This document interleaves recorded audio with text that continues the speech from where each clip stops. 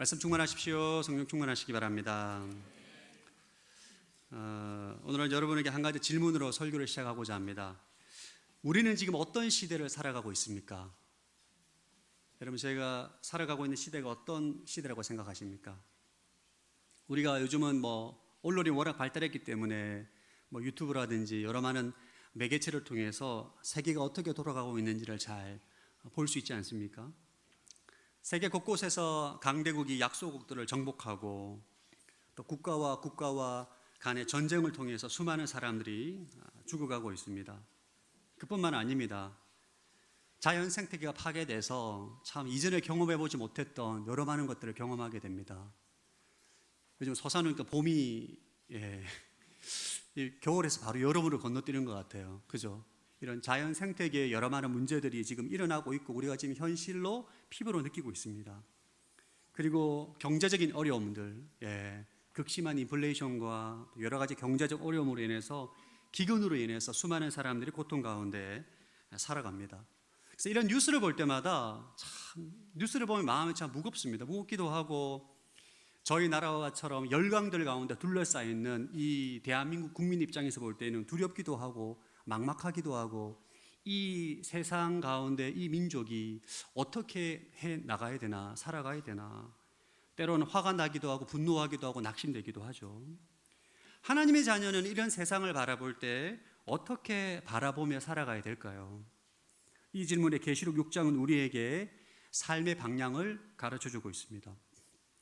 오늘 본문은 계시록 6장에는 어린 양이 봉인된 책의 7인을 뗄 때 나타나는 재앙을 구체적으로 묘사하고 있습니다. 여러분, 계시록이 1장부터 마지막 장까지 가장 많은 내용이 기록되어 있는 주제가 뭐냐 하면 심판입니다. 심판, 하나님의 심판. 6장부터 16장까지 7인을 뗄 때 하나님의 심판이 나타나고 7 나팔을 불 때 심판이 나타나고 7 대접을 쏟아부을 때 더 강화된 하나님의 심판이 나타나고 있습니다. 무엇을 말하느냐? 하나님은 악에 대해서 침묵하지 않는다는 거예요. 하나님은 이 땅 가운데 범람하고 있는 악에 대해서 심판하시고 진노하시는 분임을 계시록을 통해서 우리에게 명확하게 말씀하고 있습니다. 혼란스러운 이 시대 가운데 살아가는 하나님의 자녀들에게 계시록 6장은 우리에게 말씀하고 있습니다. 첫 번째 메시지는 뭐냐면 지금이 심판의 시대라는 것입니다. 여러분, 계시록 아마 다 읽어보셨기 때문에 이제 계시록이 대략 어떤 내용이 나오는지를 알고 계실 텐데 이 계시록을 이해하기가 어렵습니다. 상징과 환상과 이런 것들 내용들이 다양하게 나오기 때문에 이걸 이해하기가 어려운데 이단 사이비들은 이런 문자적으로 또 해석함으로 인해서 많은 성도들을 미혹하기도 하죠. 오늘 본문에 나온 7인 재앙, 책에 이제 7개 인이 이제 봉인이 되어 있는데 하나하나 뗄 때마다 재앙이 임합니다. 그리고 7 나팔 재앙이 있어요. 나팔을 불 때마다 또 재앙이 임합니다. 7 대접을 쏟을 때마다 재앙이 임합니다. 이것을 어떻게 해석해야 되느냐? 이것을 바르게 해석하기 위해서는 이 7 재앙은 시간 순서적으로 나타나는 것이 아니라는 거예요. 책에서 인을 뗀다는 것은 하나님의 심판을 공개한다는 의미입니다. 그리고 나팔은 하나님의 심판을 전한다는 의미예요. 그리고 대접은 하나님의 심판을 쏟아낸다는 것을 의미합니다. 성경의 7은 완전 숫자죠. 하나님의 완전한 심판이 3번 반복된다는 것은 반복하면서 그 내용을 풍성하게 표현하는 것입니다. 또 이 7 재앙은 7인, 7 나팔, 7 대접 재앙은 미래의 특정한 시간에 일어나는 사건이 아니라고 해석하는 것이 바람직합니다. 어떤 이단 사이비들은 이런 특정한 어떤 사건을 미래에 일어날 것이라고 해석해서 성도들을 미혹하기도 하는 거죠. 계시록뿐만 아니라 우리 성경 전체에서 무엇을 말하느냐? 종말이 언제냐? 여러분, 성경에서 종말이 언제냐고 말할 때 예수님의 초림부터 재림 사이를 종말이라고 말하고 그 종말이 바로 하나님의 심판의 때입니다. 이 7 재앙은 지금 이 시기에 일어나고 있는 하나님의 심판을 우리에게 말씀하고 있는 것이고 7 나팔, 7 대접은 시간이 지나면서 점점점 더 하나님의 심판이 강화되고 있다는 것을 말씀하고 있습니다. 오늘 계시록에 나오는 일곱 나팔, 일곱 대접, 이 재앙 시리즈를 통해서 우리에게 주시는 메시지는 뭔가? 지금이 바로 심판에 따르는 것입니다. 자, 그러면 오늘 본문에 나오는 일곱 인 재앙을 구체적으로 한번 살펴보겠습니다. 첫 번째 인을 뗄 때 흰말이 나옵니다. 2절 말씀 시작. 그때 나는 보았습니다. 흰말이 있는데 그 위에 탄 사람이 활을 갖고 있었고 그에게 멸관이 주어졌는데 그는 나가서 이기고 또 이기려 했습니다. 첫 번째 인을 뗄 때 흰말이 나타나고 흰말에 타고 있는 사람이 활을 들고 있었다. 이 계시록 시대 때 흰말을 타고 활을 쏘았던 민족은 파르티아인들이었다고 합니다. 이들은 로마 제국도 굉장히 두려워할 만큼 강력한 군사력을 가지고 있었던 민족이었는데 하나님은 이 흰말과 활을 쏘는 이것을 통해서 강력한 군대를 통해서 정복하는 것, 정복 사업을 하는 것, 이 방식으로 심판한다는 것을 말하고 있습니다. 강대국의 정복 사업을 통해서 하나님께서 심판하셨다는 것은 구약 성경에도 여러 번 등장을 하죠. 두 번째 인을 떼자 붉은 말이 나옵니다. 4절 시작. 그러자 붉은 다른 말이 나왔는데 그 위에 탄 사람에게 땅에서 평화를 걷어내고 사람들끼리 서로 죽이게 하는 권세가 주어졌고 또 그에게 커다란 칼도 주어졌습니다. 두 번째 인을 떼니까 붉은 말이 나오고 붉은 말 위에 탄 사람은 사람들끼리 죽이게 하는 권세가 주어졌다. 전쟁을 의미하는 것입니다. 사람들끼리 서로 죽이게 하는 권세. 전쟁이 일어나게 되면 서로 죽이지 않습니까? 이유도 없이 그냥 죽입니다. 전쟁이 일어났기 때문에. 여러분, 하나님은 전쟁을 통해 이 세상을 심판하십니다. 여러분, 하나님께서 전쟁을 일으키게 한다, 조장한다라고 보는 것은 바람직하지 않습니다. 왜 전쟁이 일어나느냐? 하나님께서 탐욕과 죄악 가운데 인간을 그냥 놔두는 거예요. 상관하지 않는 것입니다. 그러면 인간은 타락한 본성과 탐욕으로 인해서 전쟁을 일으키게 됩니다. 지금 현재에도 전 세계에서 수많은 사람들이 죽어가고 있습니다. 왜? 전쟁 때문에. 이것이 바로 하나님의 심판의 모습이라는 것입니다. 세 번째 인을 떼자 검은 말이 나옵니다. 5절과 6절 시작. 세 번째 인을 떼실 때 나는 세 번째 생물이 오라 하고 말하는 소리를 들었습니다. 그때 나는 보았습니다. 검은 말이 있는데 그 위에 탄 사람이 손에 저울을 들고 있었습니다. 그때 나는 네 생물 가운데서 나는 듯한 소리를 들었습니다. 1데나리온의 밀 1코이닉스요 1데나리온의 보리 3코이닉스다. 세 번째 인을 떼자 검은 말이 나오고 그 위에 탄 사람이 손에 저울을 들고 있었다. 그때 어떤 소리가 말하냐면 1데나리온의 밀 1코이닉스 1리터, 그 다음에 1데나리온의 보리 3코이닉스 보리 3리터라는 것입니다. 무슨 말이냐? 이 정도의 가격은 그 당시 매매되는 밀과 보리의 8배 높은 가격이었습니다. 극심한 인플레이션을 지금 의미하는 거죠. 우리나라도 지금 전 세계가 사실 코로나 때문에 인플레이션을 겪고 있지 않습니까? 그러면 물가가 폭등하게 되면 사람들이 가난해지고 기근을 시달리게 됩니다. 무엇을 말하느냐? 하나님은 기근을 통해 심판하신다는 거예요. 올리브 그림과 포도주를 손상시키지 말라는 것은 기근의 상태를 보충적으로 설명합니다. 밀과 보리가 귀하니까 올리브 포도나무를 다 제거하고 밀보리를 심는 것을 지금 하지 말라는 것이죠. 네 번째 인을 떼자 푸르스름한 말이 등장합니다. 8절 시작. 그때 나는 보았습니다. 푸르스름한 말이 있는데 그 위에 탄 사람 이름은 사망이요 음부가 그 뒤를 따르고 있었습니다. 그들에게 칼과 기근과 사망과 땅의 들짐 등들로 땅의 4분의 1을 죽일 권세가 주어졌습니다. 네 번째 인을 떼자 푸르스름한 말이 등장하고 그 사람 이름이 사망이다.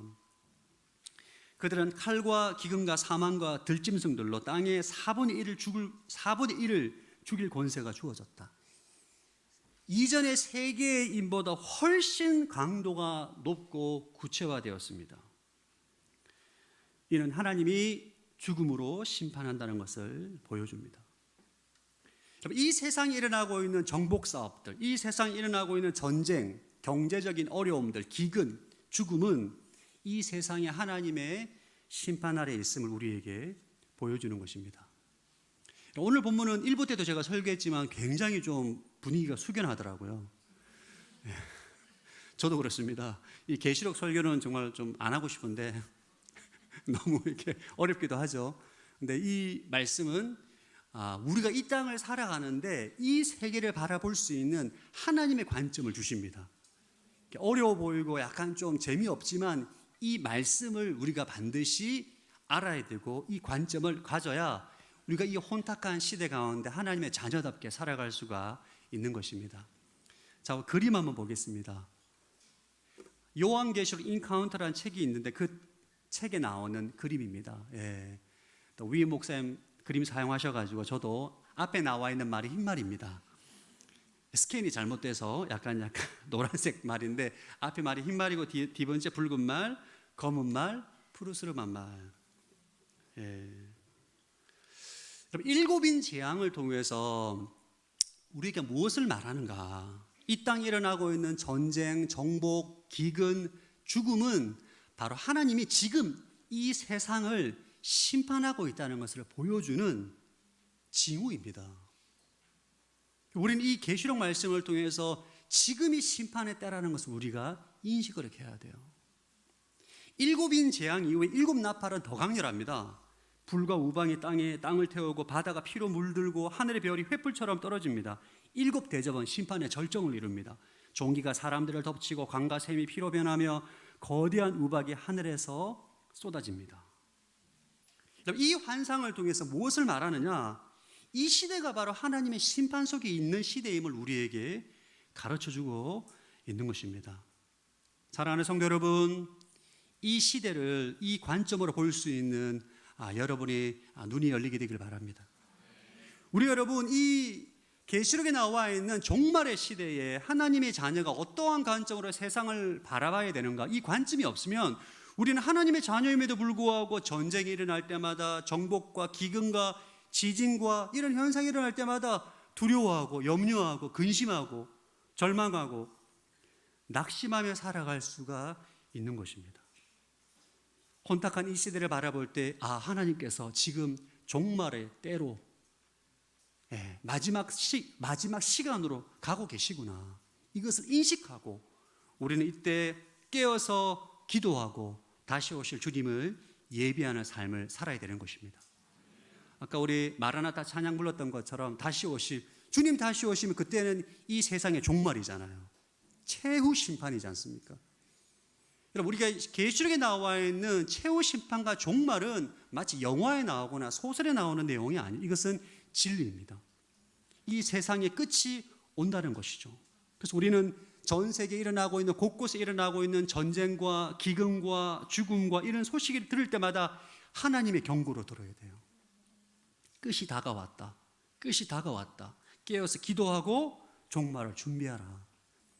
이러한 관점이, 하나님의 자녀의 관점이 되어야 할 것입니다. 계시록 6장이 주는 두 번째 메시지는 하나님은 대적자들이 회개하고 돌아오길 기다리신다는 것입니다. 자, 9절 말씀 시작.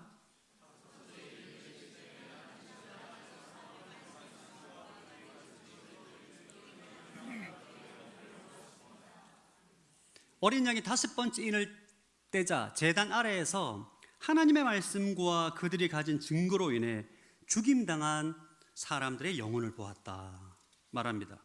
순교자들의 영혼인 거죠. 순교자들의 영혼을 봤는데 순교자들의 영혼이 무엇을 말하느냐? 10절과 11절 시작. 그들은 큰 소리로 외쳤습니다. 거룩하고 참되신 대주제여, 언제까지 땅 위에 사는 사람들을 심판하시고 우리의 핏값을 갚아주지 않으시려는 것입니까? 그러자 그들 각 사람에게 흰옷이 주어졌고 그들은 그들과 같이 죽음을 당하게 될 그들의 동료 종들과 형제들의 수가 찰 때까지 잠시 더 쉬라는 말씀을 들었습니다. 순교자들이 어린 양에게 외칩니다. 언제 심판할 겁니까? 이 세상에 불의와 악을 행하는 이 죄인들을, 악인들을 언제 심판할 겁니까? 우리의 핏값을 갚아주지 않으십니까? 부르짖을 때 하나님께서 뭐라 말씀하시느냐? 너희들과 같이 죽임을 당하게 될 형제들의 수가 찰 때까지 잠시 더 쉬라. 한마디로 순교자가 더 나와야 된다는 것입니다. 왜 그럴까요? 하나님은 지금도 하나님을 대적하는 수많은 사람들이 어린 양을 따르는 사람들의 순교적 삶과 증언을 통해서 회개하고 돌아오기를 기다리기 때문입니다. 그럼 인간은 하나님의 심판으로 안 돌아옵니다. 모세가 애굽 땅에서 나올 때 하나님께서 10가지 재앙을 임하잖아요. 애굽 백성들이 회개하고 하나님께 안 돌아옵니다. 타락한 인간은 하나님께서 재앙과 심판을 한다고 해서 회개하고 돌아오지 않아요. 언제 돌아오느냐? 예수님처럼 사랑하고 용서하고 용납하고 자신의 삶을 통해서 순교사적 삶과 증거를 할 때, 그때 하나님의 사랑을 깨닫고 회개하고 돌아옵니다. 그래서 하나님은 지금도 심판하는 그날을 유예하시는 거예요. 우리가 왜 지금 복음을 전해야 되는 거죠? 하나님의 마음이 그렇기 때문입니다. 최후의 심판을 보류하시고 수많은 영혼들이 예수 믿고 회개하고 돌아오기를 기다리시는 것이 하나님 마음인 거죠.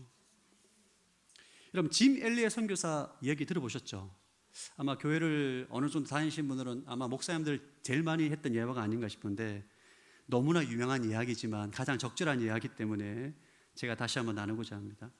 이 짐 엘리의 선교사님은 에콰도르 원주민 부족 와우다니 부족을 대상으로 선교를 시작하게 됩니다. 이 와우다니 부족은 외부인에게 극도로 적대적이고 폭력적인 부족이었어요. 1950년대 초에 짐 엘리엇이 세인트 피터 플레밍, 에드 맥컬리, 로저 유데리언 이 5명의 팀이 와우다니에게 복음을 전하기로 결심합니다. 그래서 55년도부터 경비행기를 이용해서 비행기가 지나가면서 선물을 떨어뜨려요. 그래서 서로 좀 신뢰를 쌓고 호감을 가질 수 있도록 1년 정도 사역을 합니다. 부족민들과 긍정적인 반응을 보게 되자 56년도 1월 8일 날 팜비치라는 강변에 착륙해서 와우다니 부족을 직접 만날 준비를 합니다. 처음에 몇 명이 호의적으로 다가와서 이렇게 대화를 하고 약간 반응을 하다가 상황이 급변하게 됩니다. 그래서 와우다니 전사들이 창을 들고 짐 엘리엇과 4명의 동료들을 살해하게 됩니다. 그들이 총을 가지고 있었는데 그들이 예수님을 모르고 준비가 안 됐기 때문에 그들은 총을 사용하지 않고 순교를 선택하게 돼요. 놀라운 사실은 이 짐 엘리엇의 아내 엘리자베스 엘리엇이 남편이 죽고 난 이후에 포기하지 않습니다. 자신의 딸과 세인트의 누이 레이첼 세인트와 함께 와우다니 마을에 들어가 삽니다. 왜냐하면 그 와우다니 부족이 여자는 안 죽여요. 남자만 죽입니다. 여성들만 그 마을에 들어가서 그들과 함께 살면서 자신의 남편과 자신의 동생을 죽인 그 전사를 용서하고 복음을 전해서 부족 전체가 하나님께 돌아오게 됩니다. 짐 엘리엇 이야기는 순교적 삶과 증거를 통해서 대적자들이 하나님께 돌아온 대표적인 예죠. 지금도 여러분, 사람들이 하나님께 돌아오는 것은 하나님의 강력한 능력으로 심판해서 그들이 돌아오지 않습니다. 예수님처럼, 짐 엘리엇처럼 순교적 삶과 증거를 통해서 예수님의 사랑과 하나님의 사랑을 경험하게 될 때 마음문을 열고 돌아오게 되는 것이죠. 여러분, 하나님께서 이 세상의 심판을 유보하시는 것, 최후 심판을 유보하시는 이유는 그들이 돌아오기를 기다리기 때문입니다. 전 여러분들이 이 세상을 바라보실 때 이 하나님 아버지의 마음을 품게 되길 바랍니다. 그 아버지 잃어버린 양이 돌아오기를 기다리시고 인내하시고 참고 소망하는 그 마음을 가지고 우리 잃어버린 영혼들에게 복음을 전하는 것, 이것이 종말의 때를 살아가는 하나님의 자녀의 태도가 되어야 될 것입니다. 계시록 6장이 주는 세 번째 메시지는 어린 양의 진노는 회개한 자에게 구원의 문을 열어준다는 것입니다. 12절과 14절 시작. 6번째 인을 떼실 때 나는 보았습니다. 큰 지진이 일어나고 해가 머리털로 짠 청같이 검게 되고 달은 온통 핏빛으로 변하고 하늘의 별들은 무화과 나무가 걷선 바람에 흔들려 설익은 열매들을 떨어뜨리는 것처럼 떨어졌고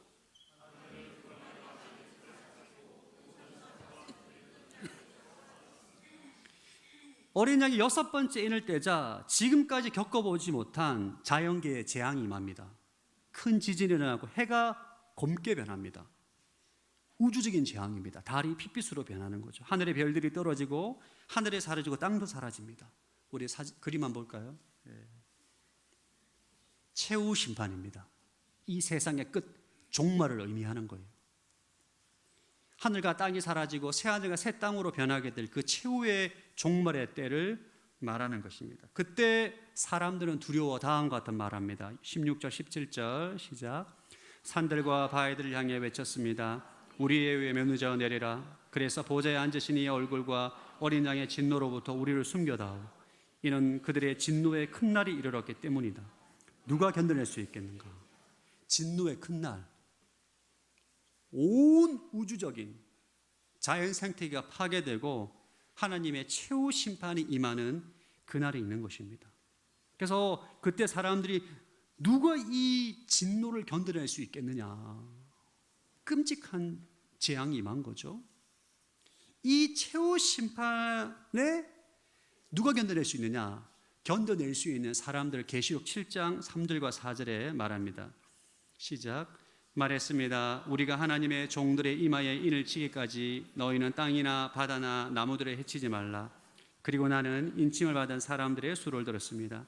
이스라엘 자손의 모든 지파 가운데 인침을 받은 사람들이 14만 4천 명이었습니다. 하나님의 인침을 받은 14만 4천 명이 하나님의 최후 심판에서 구원을 얻는다는 것입니다. 이단 사이비들이 14만 4천 명을 문자적으로 해석해서 구원받은 사람은 딱 14만 4천 명이다. 신천지가 그렇게 말하고 있죠. 여러분, 그들이 전도하는 이유가 여기 있습니다. 14만 4천 명 안에 들어가려고. 잘못된 해석이죠. 14만 4천 명은 예수 믿고 구원받고 성령에 인침받은 구원받은 하나님의 자녀를 상징적으로 표현한 것입니다. 최후 심판에 누가 그 최후 심판을 견딜 수 있는가?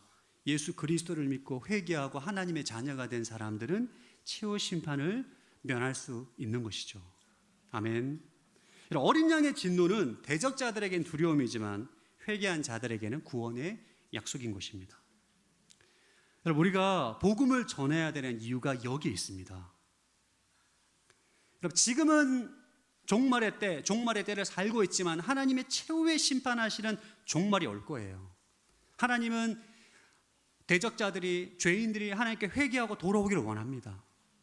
우리는 그 하나님 아버지 마음을 품고 복음을 전할 때 그들은 구원받은 하나님의 자녀가 되어서 최후 심판을 면할 수 있는 구원의 은혜를 받게 되는 것입니다. 여러분, 올 한 해 저희 교회가 전도에 힘을 싣고자 합니다. 할렐루야. 오늘 대표기도에도 전도팀 말씀해 주셔가지고 제가 감동받았습니다. 예, 처음으로 세워진 전도팀이라는 건 제가 잘 몰랐었는데, 여러분, 왜 저희가 이렇게 전도팀을 만들어서 또 저희가 이번 주부터 전도학교 하잖아요. 전도학교 하는데 왜 이렇게 할까요? 왜 이렇게 할까요? 하나님께서 잃어버린 영혼들이 돌아오기를 원하고 이 최후 심판 때가 올 텐데 그 때를 면할 수 있는 자 누구냐? 예수 그리스도를 믿고 구원받은 하나님의 자녀인 것입니다. 그래서 우리는 때를 얻었지 모르든지 다시 오실 주님을 소망하는 마음으로 아버지 마음을 품고 복음을 전하는 것은 우리에게 주신 사명이요 마땅히 해야 될 일인 줄로 믿습니다. 그래서 저희가 이게 어떻게 성령께서 우리 교회를 이끌어 가실지 모르겠지만 일단 전도팀이 세워졌고 주님께서 이끄실 것입니다. 우리가 이 전도는 여러분 교회 성장을 위한 프로그램이 아닙니다. 성장하든 성장하지 않든 우리가 마땅히 믿지 않는 영혼들에게 예수 그리스도의 복음을 증거해야 되는 것이고 또 그들이 복음을 듣고 하나님의 자녀가 되어서 어느 교회를 가든지 어느 지역으로 가든지 하나님의 자녀로 그 많은 축복을 누리고 계시록에 나와 있는 이 어마무시한 심판을 면할 수 있는 길은 성령의 인침을 받는 방법 외에는 없기 때문에 한 명이라도 더 살리고자 우리가 예수 그리스도의 복음을 전하는 것입니다. 그래서 저는 여러분들이 전도하는 것에 함께 동참해 주시기를 축복합니다. 전도팀만 전도하는 게 아닙니다. 할렐루야.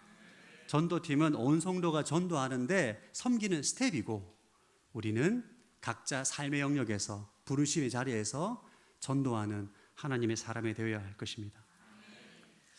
계시록 6장이 우리에게 주신 네 번째 메시지는 성도의 기도가 하나님의 심판을 촉구한다는 것입니다. 계시록 8장 1절에서 5절 시작. 7번째 인을 떼시자 30분쯤 하늘에 정적이 감돌았습니다.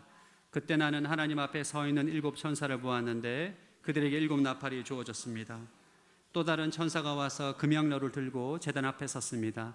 그 천사는 많은 향을 받았는데 이는 모든 성도들의 기도와 함께 보좌 앞에 있는 금제단에 드리기 위한 것이었습니다. 향이 연기는 그 천사의 손에서 성도들의 기도와 함께 하나님 앞으로 올라갔습니다. 그 천사가 향로를 가져다가 제단의 불에서 불을 채우고 그것을 땅에 쏟으니 천둥과 요란한 소리와 번개와 지진이 일어났습니다. 7번째 인을 떼자 한 천사가 금향로를 들고 제단 앞에 서서 성도들의 기도와 함께 많은 향을 받아 하나님께 올립니다. 그리고 천사가 향로의 불을 채워서 땅에 쏟으니까 천둥과 요란한 소리와 번개와 지진이 일어납니다. 무엇을 말하느냐? 성도의 기도는 하나님의 심판을 여는 불씨가 됨을 보여줍니다. 5번째 인을 뗄 때 죽임당한 영혼이 언제 심판하십니까? 우리의 핏값을 언제 갚으십니까? 부르짖지 않습니까? 이게 언제 응답이 되느냐? 7번째 인에서 응답이 됩니다. 여러분, 성도의 기도는 하나님의 심판을 촉구합니다. 하나님의 공의와 정의가 이 땅에 나타나도록 우리 성도의 기도를 통해서 주님께서 역사하신다는 거죠. 여러분들이 대한민국을 위해서 기도하는 것 결코 땅에 떨어지지 않습니다. 우리가 나라와 민족을 위해서 매주 기도하고 매일 기도하지 않습니까? 우리가 혼란스러운 이 사회 가운데 국가를 위해서 날마다 기도하고 열방 가운데 일어나고 있는 불의와 불법과 죄악들을 위해서 바라보면서 하나님 왜 침묵하십니까? 하나님 왜 가만히 계십니까? 그렇게 반응할 필요가 없습니다. 왜냐하면 하나님은 들으시고 우리의 기도에 응답하시기 때문입니다. 하나님은 최후 심판을 유보하시지만 우리의 기도에 응답하심으로 이 세상을 완전히 온전히 공의와 정의로 심판할 것입니다. 이 믿음이 있어야 돼요. 이 믿음이 없잖아요. 우리가 기도하다가 지칩니다. 하나님, 여러분, 우리가 기도를 하는데 막 악인이 잘 먹고 잘 살아 화나지 않습니까? 전 영화를 볼 때 악인이 형통하고 잘 사는 그런 영화는 안 봅니다. 너무 화가 나서 우울해요. 그냥 가끔 보면, 자주 있지 않은데 악당이 벌을 받지 않고 굉장히 우울하게 끝나는 영화가 있습니다. 돈 아깝고 화가 납니다. 이딴 영화를 왜 보냐? 스트레스 받게. 인간의 마음이 다 그렇잖아요, 여러분. 우리는 악인이 심판을 받아야 기쁘잖아요. 이건 모든 인간이 가지고 있는 동일한 마음입니다. 근데 계시록 말씀을 통해서 우리 이걸 믿어야 돼요. 하나님은 의인의 기도에 응답하시사 반드시 공의와 정의로 세상을 심판합니다. 오늘 이 한국 사회에 인기 있는 드라마나 인기 있는 영화의 주제가 뭐냐 하면 사적 보복에 관련된 내용입니다. 그러니까 국가 사법 체계가 이게 온전하지 않은 거죠. 아동 성착취라든지 그런 말도 안 되는 범죄를 저질렀는데 심신미약으로 막 풀려나는 거 보면서 막 우리가 화가 나지 않습니까? 이걸 참지를 못하는 거예요. 사적 보복을 하는 거죠. 제가 베테랑 2라는 영화를 봤는데 이 사법 체계에 불만을 품고 사적 보복을 하는 경찰이 나옵니다. 공의와 정의가 실현되지 않는 거예요. 근데 그런 걸 보면 오늘날 이것에 대해서 막 좋아하고 동의하는 사람들이 의외로 많습니다. 왜? 사회의 사법 체계에 문제가 있다고 이렇게 거죠. 공의와 정의가 실현되지 않는다는 것입니다. 아니, 돈 많고 힘 있는 사람은 죄를 지어도 벌을 받지 않고 돈 없고 힘 없는 사람은 죄를 지으면 무조건 벌 받는 거, 이게 얼마나 억울합니까? 그러나 여러분, 하나님은 그렇지 않습니다. 할렐루야. 그래서 우리가 하나님을 믿는 거지 않습니까? 때로는 우리 눈에 볼 때 이 세상의 불의와 불법이 정말 살아있는 것처럼 보이고 악인들이 형통하는 것처럼 보이더라도 하나님은 반드시 그가 행한 대로 갚으시는 분입니다. 우리는 뭘 해야 되느냐? 기도를 해야 됩니다. 탄원해야 됩니다. 하나님 언제까지 참으시겠습니까? 언제까지 우리의 핏값을 안 갚아주실 것입니까? 이것이 바로 하나님의 자녀의 태도가 되어야 할 것입니다. 앞으로 이 세계는 더 혼란스러워질 거예요. 계시록 말씀의 기초에서 보면 시간이 지나면 지날수록 결코 이 세상은 유토피아가 오지 않습니다. 혼란과 기근과 경제적인 어려움과 전쟁과 강대국이 약소국을 유린하고 정복하는 그 일들이 더 많아질 거예요. 왜? 하나님께서 그러한 방법으로 우리 이 땅을 심판하고 있기 때문입니다. 그럴 때 여러분 분노하지 마시고 절망하지 마시고 마지막 때 온전히 공의와 정의로 심판하실 하나님을 기억하며 깨어서 기도하는 여러분들 되시기를 주의 이름으로 축복합니다.